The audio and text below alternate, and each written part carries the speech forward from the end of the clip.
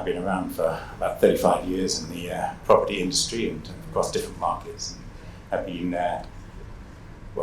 privileged to be involved in some projects which have actually helped change markets. And here I'm representing JMJ Group Holding under the leadership of His Excellency Sheikh Jabor bin Mansour bin Jabor bin Jassim Al Thani, whose vision is actually helping to redefine luxury in Qatar.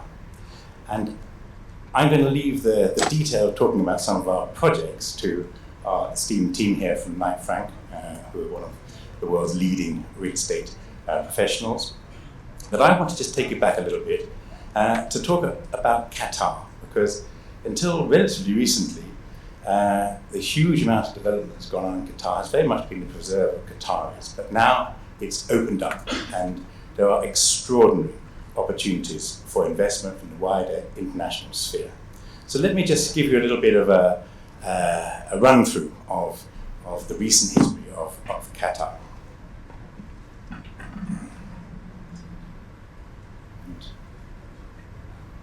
This is a team, we've seen them before and you can hear more about them later, so I won't dwell on that. You're all experienced investors in the room, and I'm sure you all know very much where Qatar is actually based, but it is literally a hop and skip from India, and shares, of course, a common border with the Arabian Sea. Its only other border is with Saudi Arabia, and that's just to show the proximity of India, and that's just to position it in relation to the wider Middle East. Some basic facts that you may be aware of or may not be aware of in relation to Qatar. The population is only just over 3 million, and of that, there are only just over 300,000 Qataris. Actually, there are more Indians in Qatar than Qataris, over double the number. In fact, 700,000 Indians in Qatar. Now, a lot of you will know very well that Qatar is a wealthy state, and it's one of the highest per capita income countries in the world, in fact. And of course, that is largely generated from its oil and gas. And, you know, it has been a place where over the years, Qataris have advanced, but nobody really knew about Qatar. And then the World Cup happened and everyone knew about Qatar. It really helped put it on the map. Before then, people tend to think about Qatar, as we see on our pictures here, culture, beautiful sea, lots of sand, and indeed, until the 70s, this is pretty much what existed. That building there is a Sheraton Hotel. And I was talking to a gentleman a little earlier on our stand, and he had no real idea as to how far Qatar had advanced. He actually saw it very much in this sort of light. But if I now show my next screen, and please follow the red circle, because that is a Sheraton Hotel now, and all of this is what has happened in the intervening period. So you can see that the picture has changed somewhat. And it is not just one area. There are a lot of different areas within Qatar and even within Doha. So if I just show you some of these images. That was West Bay. This is the Pearl. These are extraordinary developments over a relatively short space of time, but they have produced a bedrock for investors going forward. The infrastructure that's put in place, office buildings, residential buildings, and of course, cultural buildings. This is the National Museum of Qatar, extraordinary architecture based on a feature of the desert called the Desert Rose, and that is one of the defining features of Qatar, its culture and sophistication. And Qatar itself is now moving to a new phase in the development sphere. There's a whole new area which is actually designed as the city of the future, which is Lusail. Lusail is based on fundamentals of sustainability in the world we live in today, where there are problems all over the world in terms of things affecting our planet. Lusail is coming up as an investment hotspot. And these are just some images of Lusail already. So, I mean, we're not talking about beginning an investment journey here. The investment journey is already very well established. It's about reaching out to the rest of the world. This is the Norman Foster Towers, beautiful tower buildings. And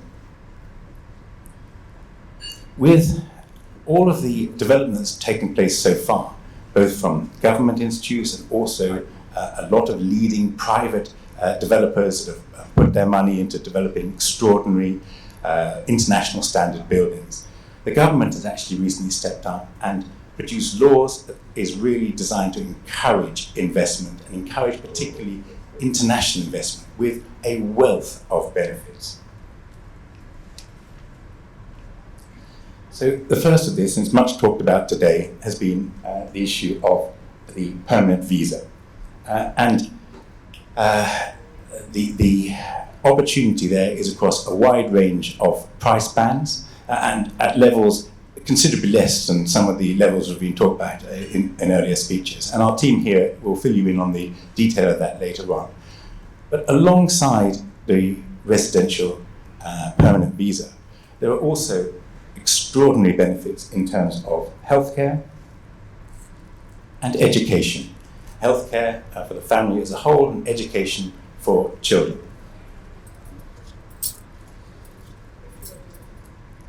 I'll just put all these up on the screen together, because whenever you're investing in property, actually whenever you're investing in anything, the timing of the investment is very important. Cycles in investment are important. Property market traditionally has boom, slump cycles, and what is extraordinary about where we're at in Qatar is, despite all of that development that I've shown you that's taken place over the last couple of decades, particularly in the last decade, and despite all of the investment in the infrastructure that means that daily life flows incredibly well, and all of the investment in cultural establishments, actually, Qatar is only just beginning its journey, its rise. So the prospect for capital growth in Qatar, and you'll see if you visit our stand, the current prices for super luxury is, a fraction of what exists in other markets. So the prospect for capital growth alongside your income, revenue generation if you were going to rent it out, is really extraordinary. And that's represented by the arrow there. And I've worked across different markets, and I know that actually sometimes, the government policies, the type of product that's in the market from investors and developers, the policies are in place by the banks to be able to give money, they don't align. Right now in Qatar, all of those things are aligned to the extent that the banks have international mortgage opportunities ready for those international investors, which the government policies had designed to attract.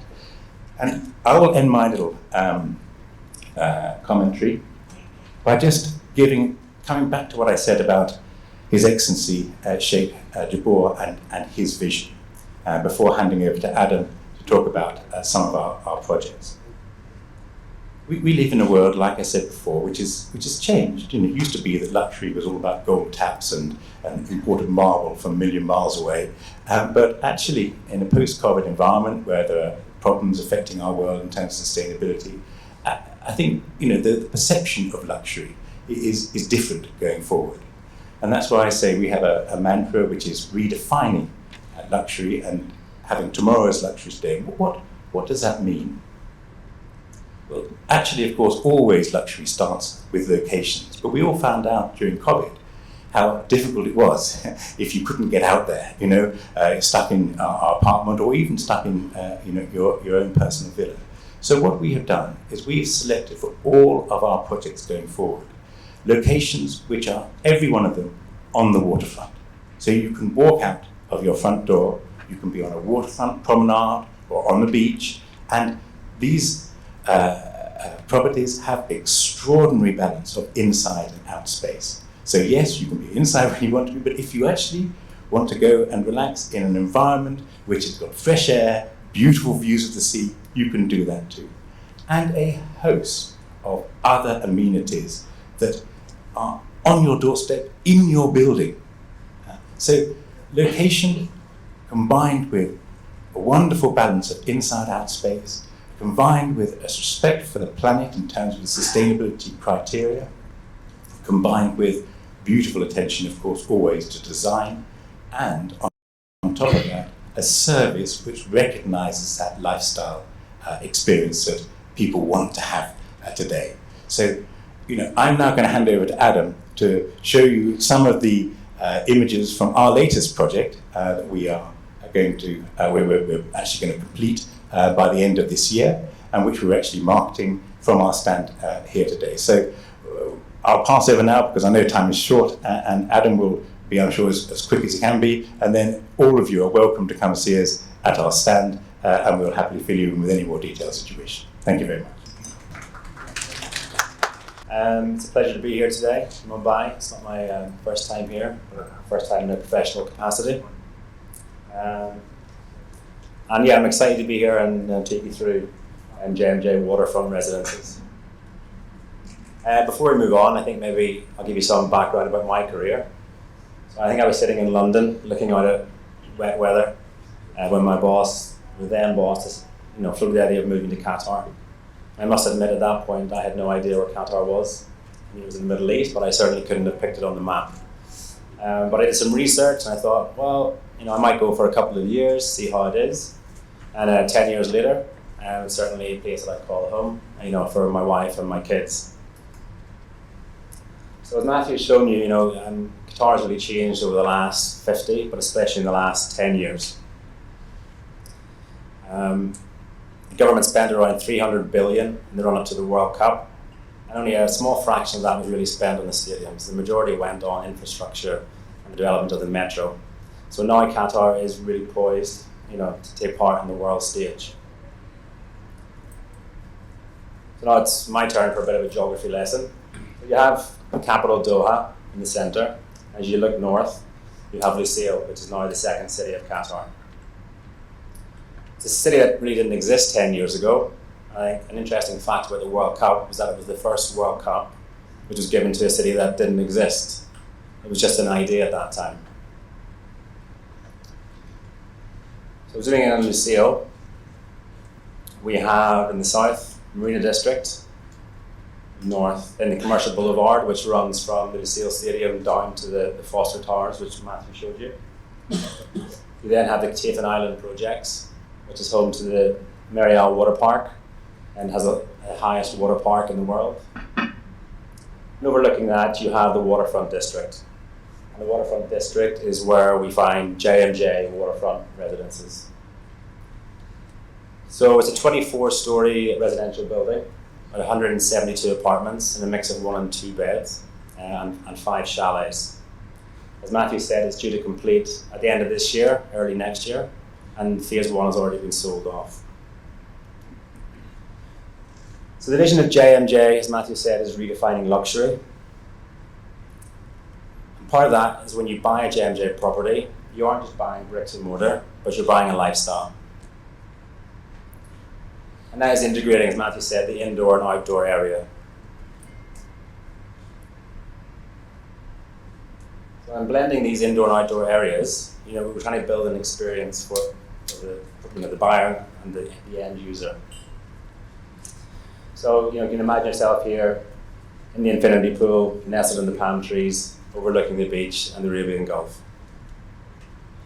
Then as the sun sets, and it's time to enter the building. We're met with warm colours and materials used that you want to reach out and touch.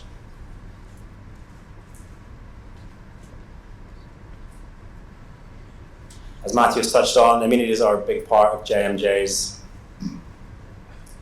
offering. Gym spaces, games rooms, cinemas, as you said, you name it, it'll be in the building. Moving into the apartments, again, luxury inside the apartments. is the materials used and the quality of the workmanship.